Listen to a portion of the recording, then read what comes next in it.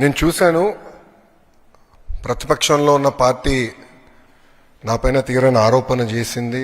వాళ్ళు అధికారికంగా ట్వీట్ పెట్టారు. వాళ్ళకి నేను 24 గంటలు సమయం ఇస్తున్నా. 2000 రూపాయలు నా బ్యాంక్ అకౌంట్కి వచ్చింది, నా జోబులోకి వచ్చిందని వాళ్ళు అంటున్నారు కనుక నిరూపించండి, లేదంటే ఆ స్టేట్మెంట్ విత్డ్రా చేయండి. ఈ రెండు చేయకపోతే చాలా తీవ్రమైన పరిణామాలు ఉంటాయి. లీగల్గా నేను దీనిపైన ముందరికి వెళ్ళాలని నిర్ణయించుకుంటాం జరిగింది.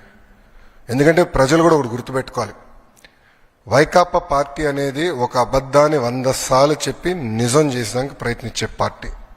2019 ఎన్నికల్లో కరెక్ట్గా వాళ్ళ సొంత బాబాయిని వాళ్ళే చంపేసి ఏకంగా నింద మా నాయకుడు చంద్రబాబు నాయుడు గారి పైన ఆనాడు వేశారు. మేము ఆనాడు సమర్థవంతంగా తిప్పికొట్టలేకపోయాం కనుకనే ప్రజలు నమ్మారు.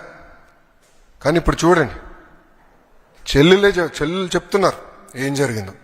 సో అలా అబద్ధాలు చెప్పి ప్రజలు నమ్మించడానికి ప్రయత్నిస్తున్నారు. ఈ 2000 రూపాయలు నేను ఆ ట్వీట్ని నేను చదివాను. ఆ 2000 రూపాయలు నా జోబుకి వచ్చిందన్నారు. వాళ్ళు నిరూపించాలి, లేదంటే ఆ స్టేట్మెంట్ వెనక్కి తీసుకోవాలి, లేదంటే to the fullest extent of the law I will take action against them. రెండో విషయం వచ్చేగల వాళ్ళు యూడైస్ డేటా గురించి మాట్లాడుతున్నారు. అంటే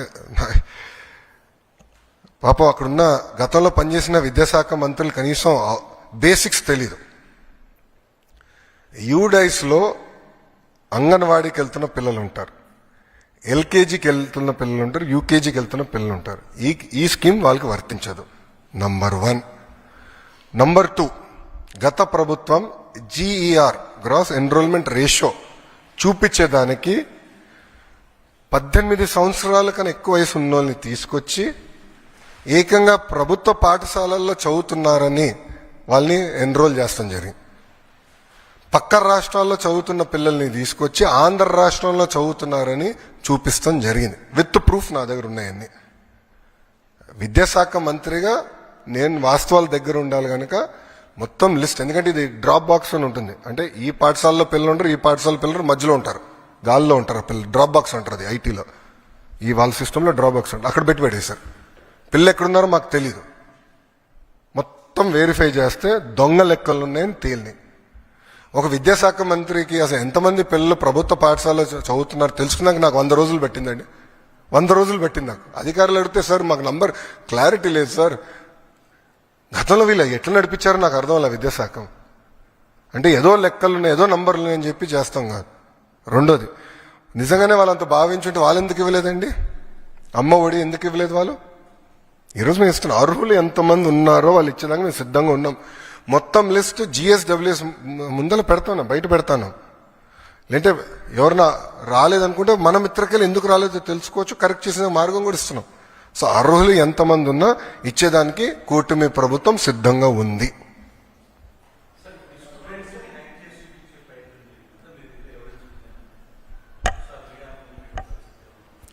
I can give you all the data, నాకు నో ప్రాబ్లం. మొత్తం డేటా నేను మీకు ఇవ్వగలుగుతాను. ఎందుకంటే గతంలో విద్యాశాఖ మంత్రిగా పనిచేసిన వాళ్ళకి డిక్షనరీలో ఏముందో కూడా తెలియదు.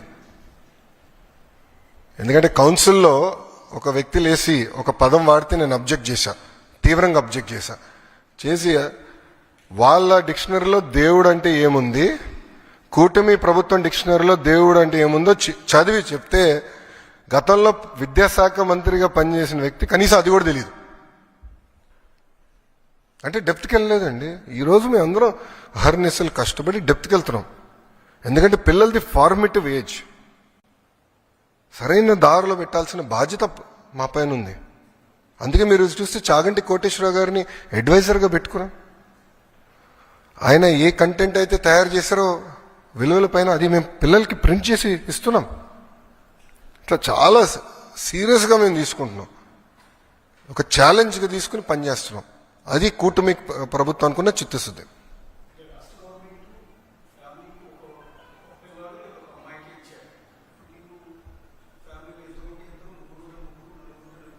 ఐదుగురు ఉంటే 5.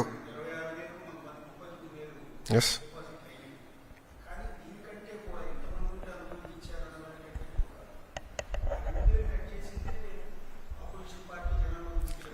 మళ్ళీ వాళ్ళు ఎందుకు ఇవ్వలేదండి? వాళ్ళు ఏదైతే పెట్టారో వాళ్ళు పెట్టిన కండిషన్సే మేము పెట్టాం. మేము కొత్త కండిషన్స్ ఏం తీసుకురాలేదు.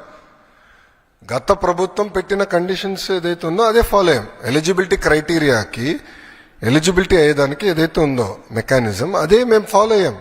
సో వాళ్ళు మమ్మల్ని ప్రశ్నించే హక్కు వాళ్ళకి ఎక్కడుందంట? వాళ్ళు చేయండి మమ్మల్ని ఎట్లా ప్రశ్నిస్తారు? ఇప్పుడు కాంటే వీడియో ఇస్తాను నేను, వాళ్ళ పార్టీకి చెందిన నాయకులు ఎంతమంది పిల్లలు ఉంటే అంతమంది పిల్లలకి ఇస్తానని చెప్పి వాళ్ళు ఇవ్వకుండా మమ్మల్ని ప్రశ్నించే హక్కు వాళ్ళకి ఎక్కడి నుంచి వచ్చిందండి? మాకు ఆ చిత్తశుద్ధి ఉంది, మేము ఇస్తున్నాం. 2 ఉంటే 26,000 ఇస్తున్నాం, 3 ఉంటే 39,000 ఇస్తున్నాం. అది కూటమి ప్రభుత్వం అనుకున్న చిత్తశుద్ధి.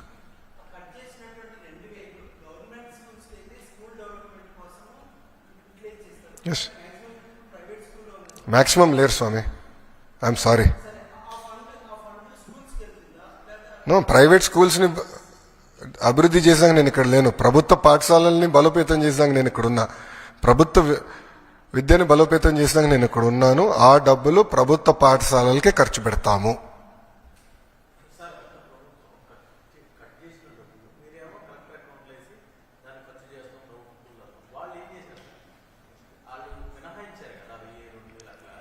వాళ్ళు అనేక అంటే టాయిలెట్ మెయింటెనెన్స్ అని అట్లా ఇస్తాం జరిగింది.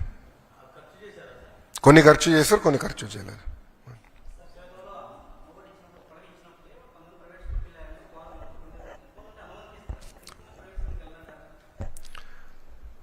సార్, నేను ఫ్రీ మార్కెట్స్ని బలంగా నమ్మే వ్యక్తిని.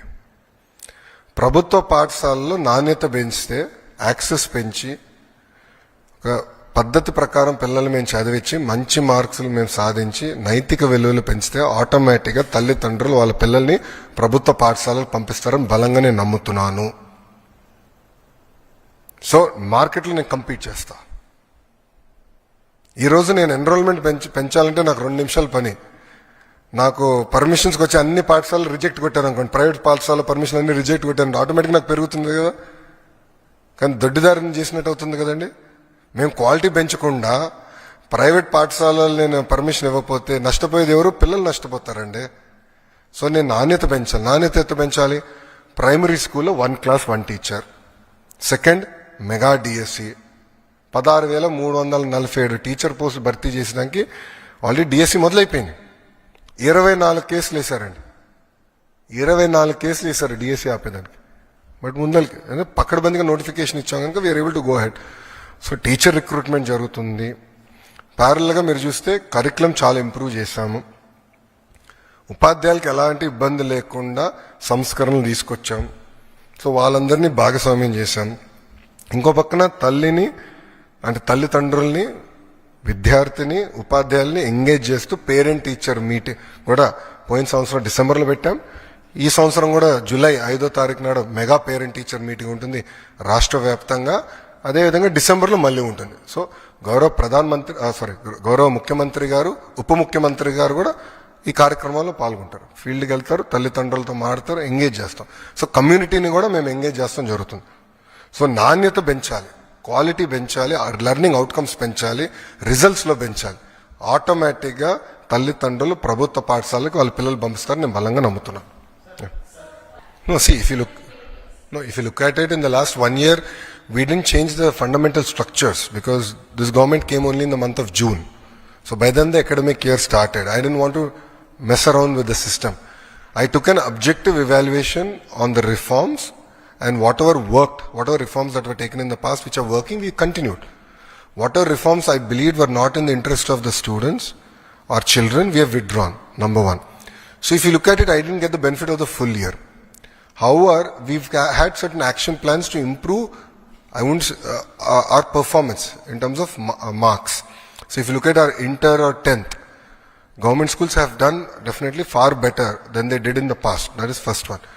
However, in the last 1 year, the structural reforms which we believe are very important to strengthen government schools is what we started.